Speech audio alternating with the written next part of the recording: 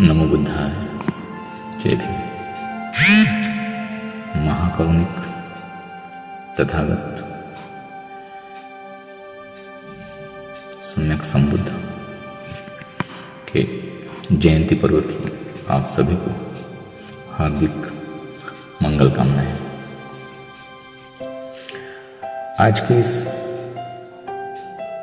मंगल पर्व पर हम चर्चा करते हैं बुद्ध ने ऐसा क्या कहा। आखिर बुद्ध ने ऐसा क्या कहा, मानवता को ऐसा क्या दिया कि कोई भी सहज और सरल व्यक्ति बिना किसी दबाव के बुद्धानुयायी बनने को स्वतः सहमत होने लगता है। मेरी विनम्र दृष्टि में इसके निम्न प्रमुख कारण है। कारण एक, धर्म मानव का स्वभाव है। बुद्ध कहते हैं धर्म सिद्धांत नहीं, मानव का स्वभाव है। मानव के भीतर धर्म रात दिन बह रहा है।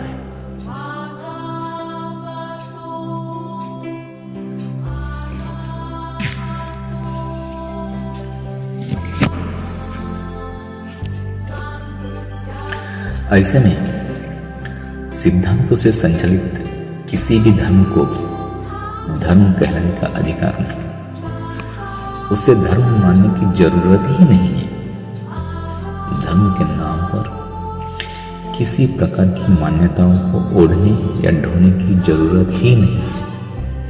अपने आप में मानव का स्वभाव ही धर्म है। दूसरा कारण है मानो मत जानो।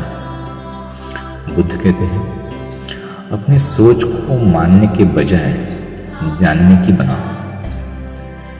इस प्रकार बुद्ध वैज्ञानिक बन जाते हैं। अंधविश्वास और पोंगापंथी के स्थान पर बुद्ध मानवता के बीच विज्ञान को स्थापित करते हैं। बुद्ध ने धर्म को विज्ञान से जोड़कर धर्म को अंधभक्ति से ऊपर उठा दिया। बुद्ध ने धर्म को मानने या आस्था तक नहीं रखा, बल्कि धर्म को भी विज्ञान की भांति सहज खोज का विषय बना दिया। कहा जब तक जानो नहीं तब तक मानो नहीं। बुद्ध कहते हैं ठीक से जान लो, और जब जान लोगे तो फिर मानने की जरूरत नहीं होगी, क्योंकि जानने के बाद तो मान ही लोगे। बुद्ध वैज्ञानिक की तरह से धर्म की बात कहते हैं, इसलिए बुद्ध नास्तिकों को भी प्रिय है। तीसरी वजह है परंपरा नहीं, मौलिकता। बुद्ध मौलिकता पर जोर देते हैं। पुरानी लीक को पीटने या परंपराओं को अपनाने पर बुद्ध का तनिक भी जोर नहीं है। इसलिए बुद्ध किसी भी उपदेश या तथ्य को केवल यह कारण से मानने को नहीं कहते कि वह बात वेद या उपनिषद में लिखी है या किसी ऋषि ने उसे मानने को कहा है।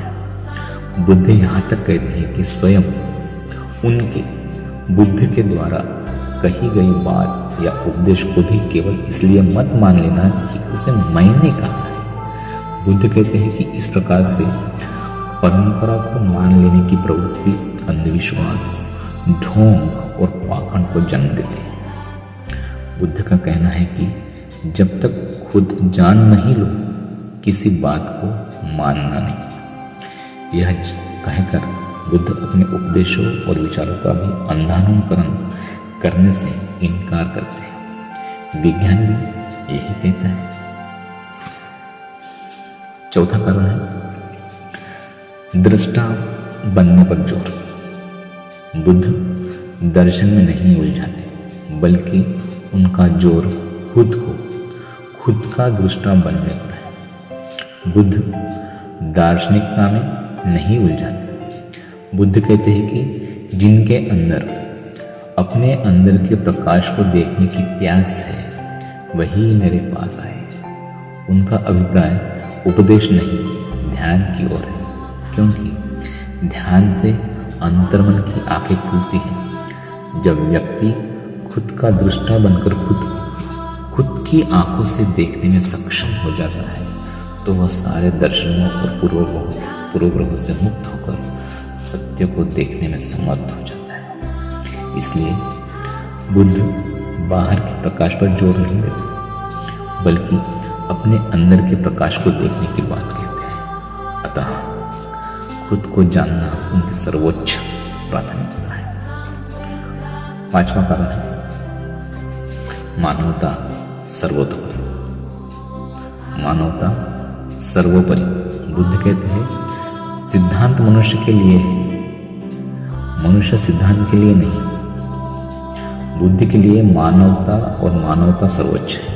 इसलिए बुद्ध तत्कालीन वैदिक वर्ण व्यवस्था और आश्रम व्यवस्था को भी नकार देते हैं, क्योंकि बुद्ध की दृष्टि में सिद्धांत नहीं, मानव प्रमुख है। मानव की आज़ादी उनकी प्राथमिकता है। बुद्ध कहते हैं वर्ण व्यवस्था और आश्रम व्यवस्था मानव को गुलाम बनाती है। अतः बुद्ध की दृष्टि में वर्ण व्यवस्था, आश्रम व्यवस्था जैसे मानव निर्मित सिद्धांत मृत शरीर के समान है, जिनको त्यागने में ही बुद्धिमत्ता है। यहाँ तक कि बुद्ध की नज़र में शासक का कानून भी उतना मूल्यवान नहीं है जितना मनुष्य है। यदि कानून सहज मानव जीवन में दखल देता है, यदि कानून सहज मानव जीवन में दखल देता है तो उस कानून को अविलंब बदला जाना जरूरी है।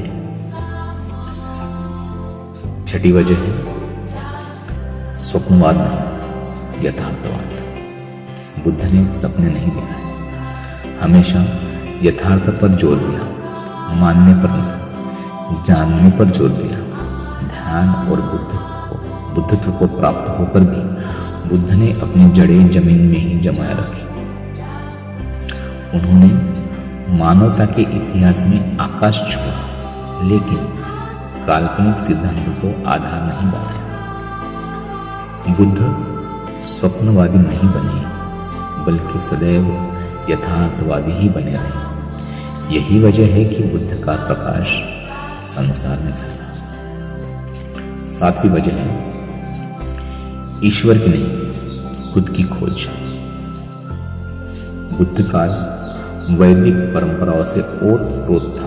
अतः अनेकों बार अनेकों लोगों ने बुद्ध से ईश्वर को जानने के बारे में पूछा। लोग जानने आते थे ईश्वर क्या है और ईश्वर को कैसे पाया जाए। बुद्ध ने हर बार हर एक को सीधा और सपाट जवाब दिया, व्यर्थ की बातें मत पूछो, पहले ध्यान में तो उतरो, पहले अपने अंतस की चेतना को तो समझो, पहले अपनी खोज तो करो। जब खुद को जान जाओगे तो ऐसे व्यर्थ के सवाल नहीं पूछोगे।